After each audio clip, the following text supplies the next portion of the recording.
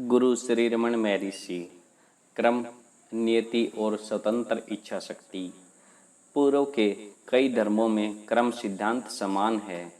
अपने प्रसिद्ध स्वरूप में वह कहता है कि क्रम के विश्वव्यापी नियम अनुसार सबको अपने कर्मों का परिणाम अवश्य भोगना पड़ता है। कर्ता के लिए अच्छे क्रम सुख तथा बुरे क्रम दुख में अनिवार्य रूप से परिणत होते हैं।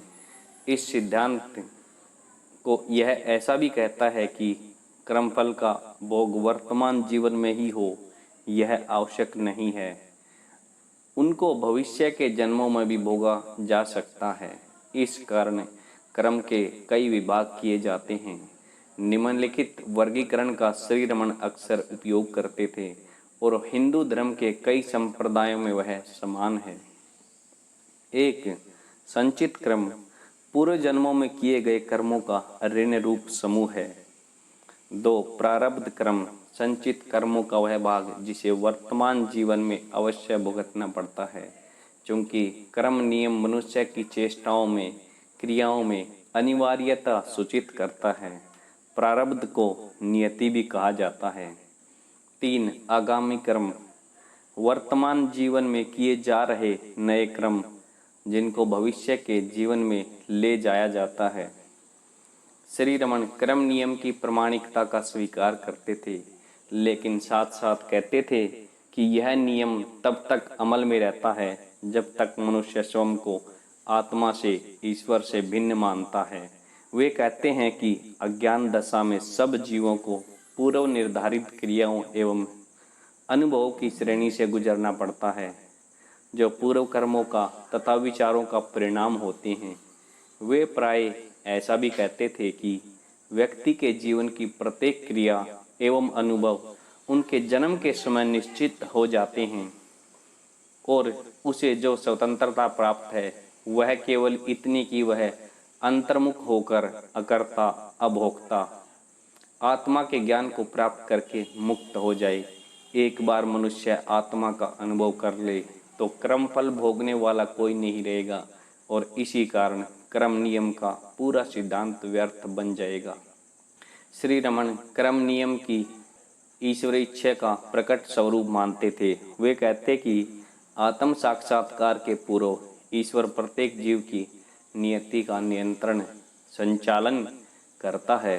यह ईश्वर आज्ञा है कि प्रत्येक जीव को अपने कर्मों के फल अवश्य भुगतने हैं और वही प्रत्येक के जीवन के दौरान किए जाने वाले कर्मों के क्रम का निश्चय करता है। शरीर की क्रियाओं के साथ जब तक तादात्म्य में रहता है तब तक कोई भी ईश्वर के अधिकार क्षेत्र से बच नहीं सकता। प्रश्न कहा जाता है कि प्रारब्ध क्रम शरीर के अंत तक रहते हैं, क्या कोई शरीर के रहते भी उनके प्रभाव से बच सकता है? उत्तर हाँ।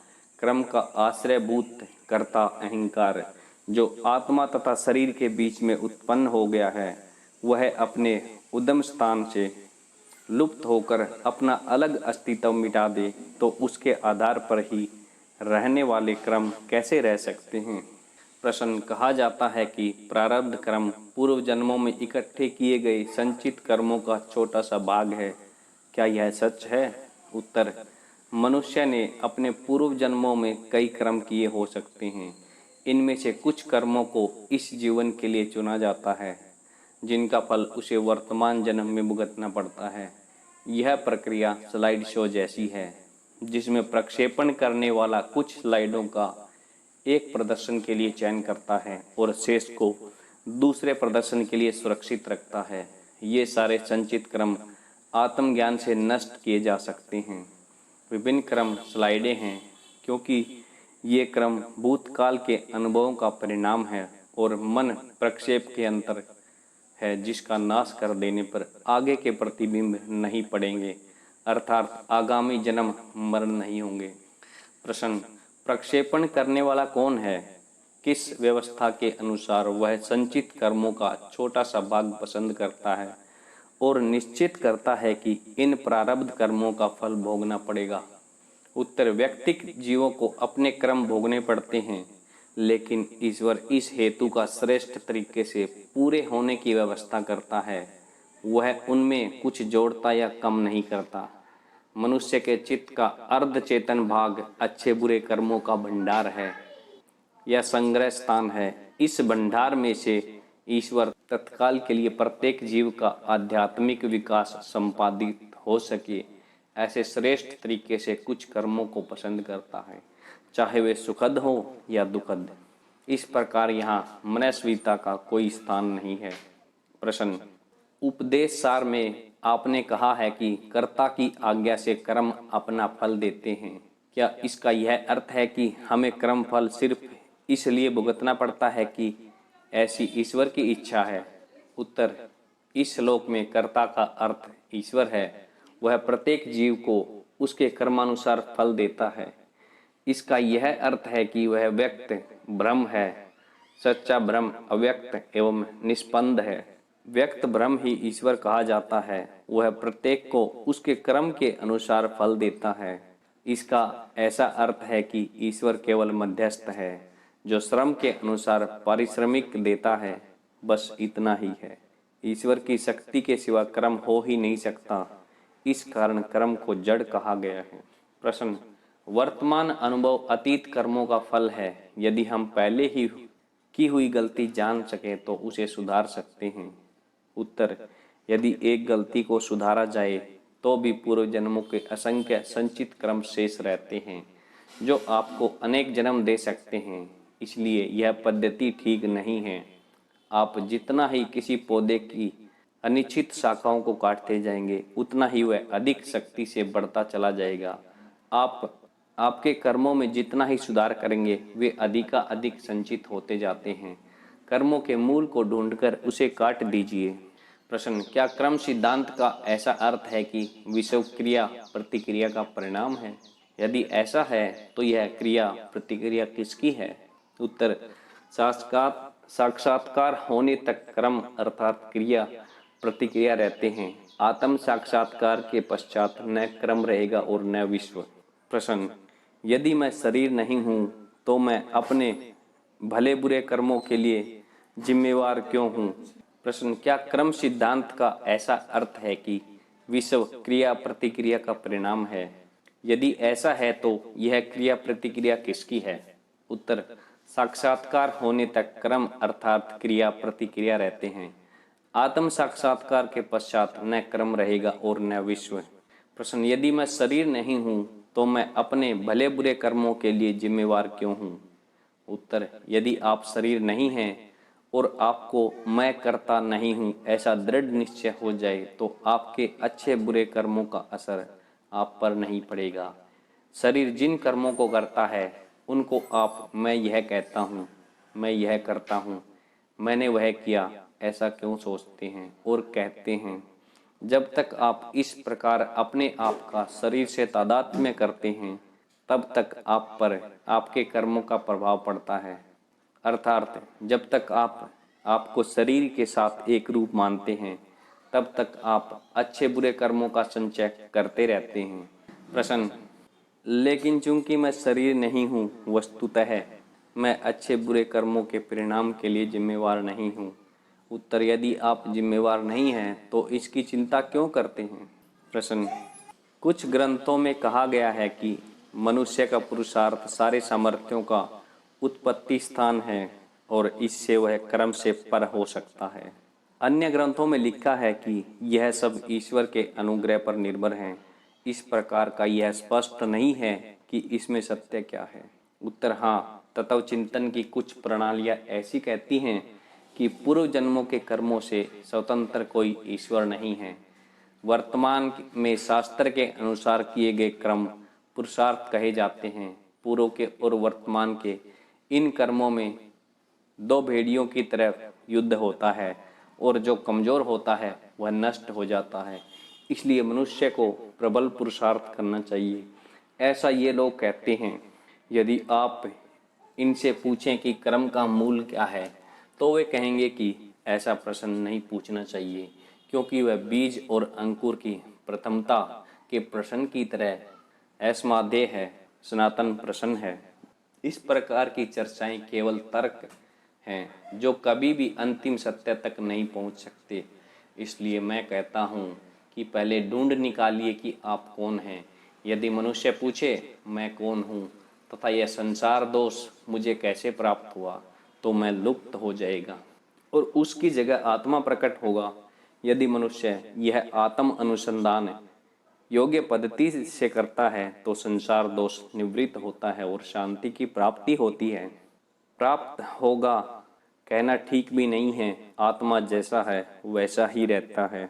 कर्ता को जो कर्म का आरंभ करता है वह मैं कौन हूँ, इस प्रकार अन्वेषण करके अपने आप का सत्य जाने, यह क्रम का तत्व है। जब तक कर्म करने वाले अहंकार को आत्म अनुसंधान द्वारा नष्ट नहीं किया जाता, परम आनंद की पूर्ण शांति जो कर्म योग का फल है प्राप्त नहीं हो सकती।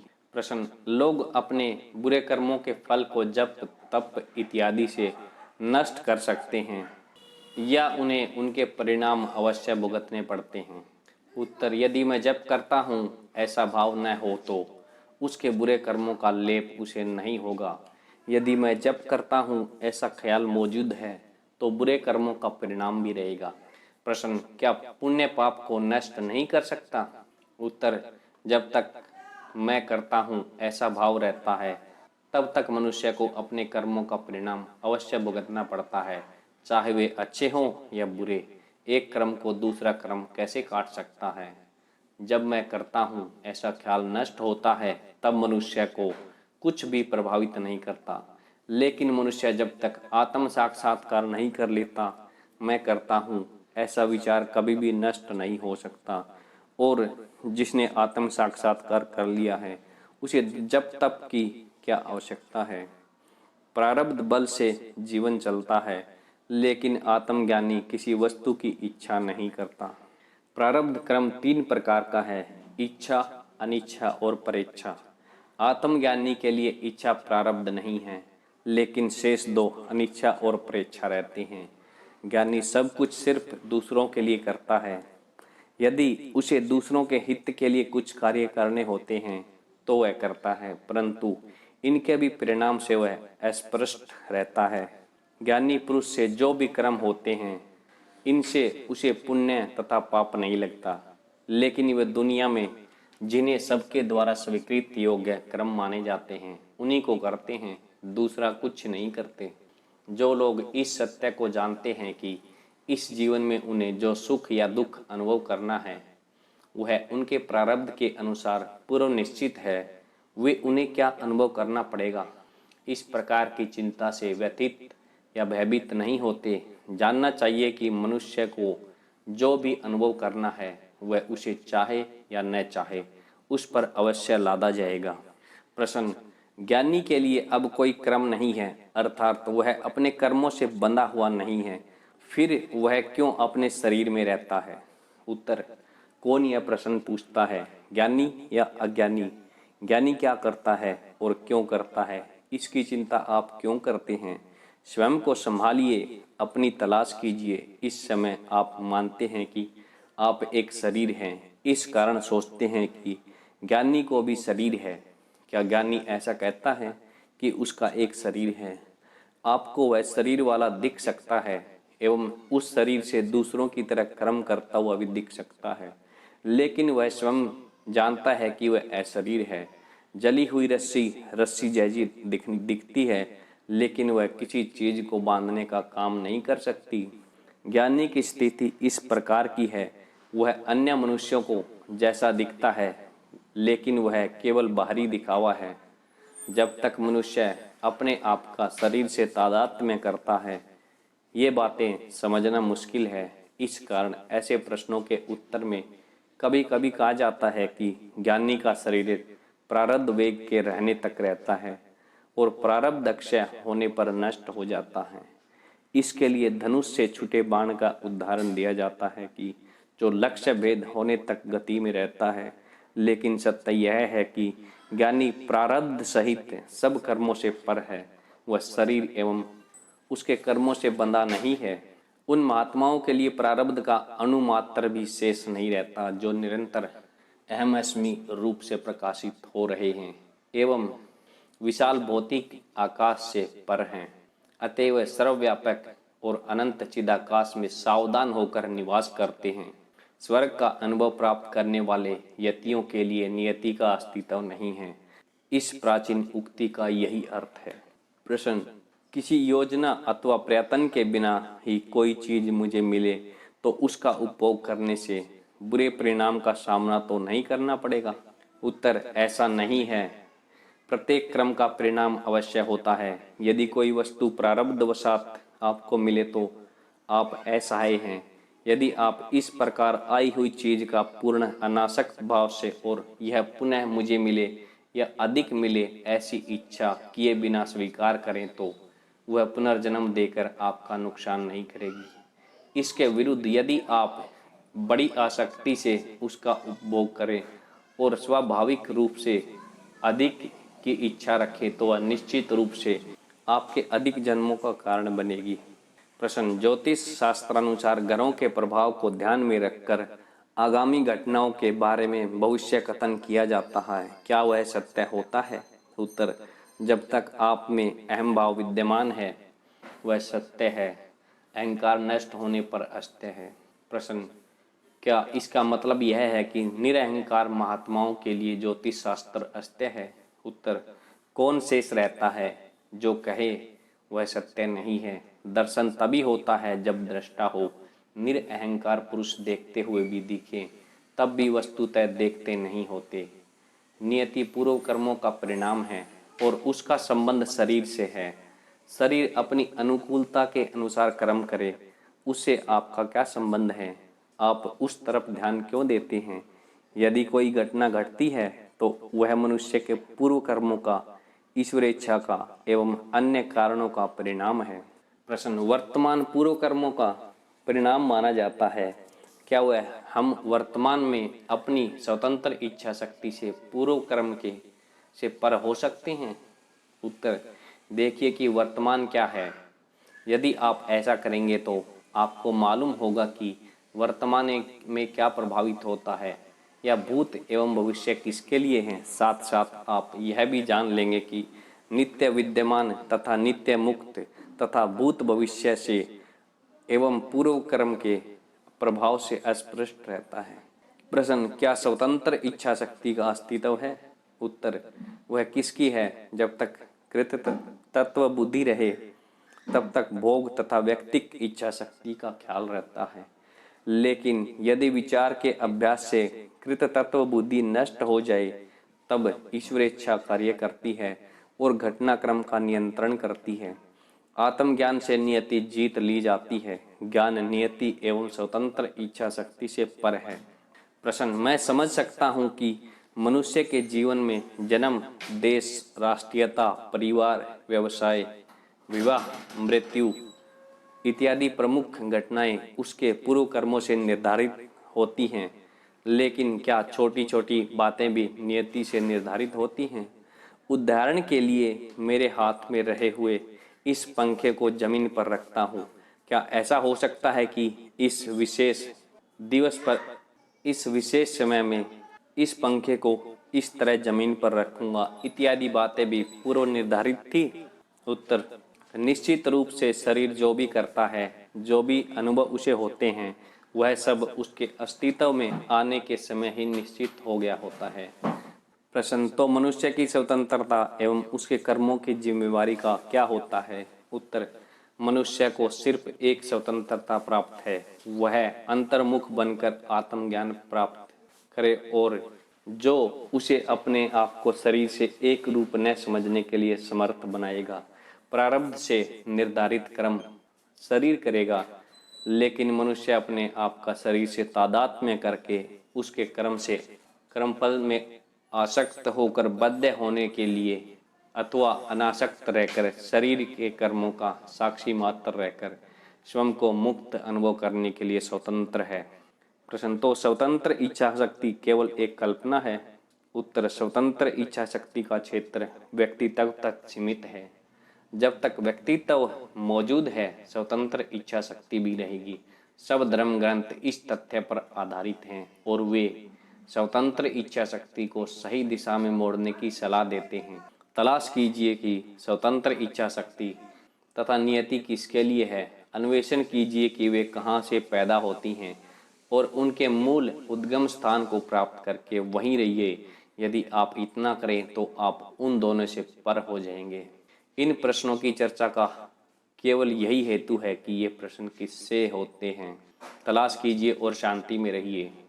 प्रश्न: यदि नियति द्वारा निर्धारित घटनाएं अवश्य होने वाली हों तो प्रार्थना और साधना रूप प्रयत्न का कोई स्थान है या हमें आलसी बनकर बैठे रहना चाहिए? उत्तर: नियति पर विजय प्राप्त करके उससे स्वतंत्र होने के केवल दो मार्ग हैं। एक, नियति किसके लिए है इसका अन्वेषण करके जानना चाहिए कि उससे सिर्फ अहंकार बंधा हुआ है, आत्मा नहीं, और अहंकार का अस्तित्व नहीं है।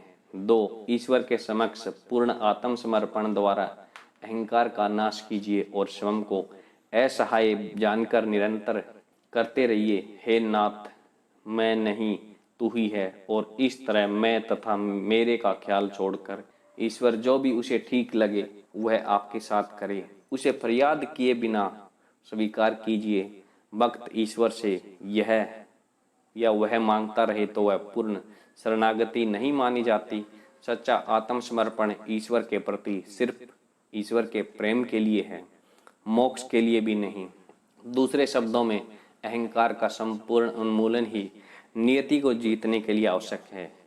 यह उन्मूलन चाहे आत्म अनुसंधान से करे, चाहे भक्ति मार्ग से। ओम श्री रमणार्पणमस्तु। वीडियो को सुनने के लिए आपका बहुत बहुत धन्यवाद। प्लीज़ इस चैनल को लाइक और सब्सक्राइब कीजिए। आपको ऐसे ऐसे वीडियोज़ मिलते रहेंगे।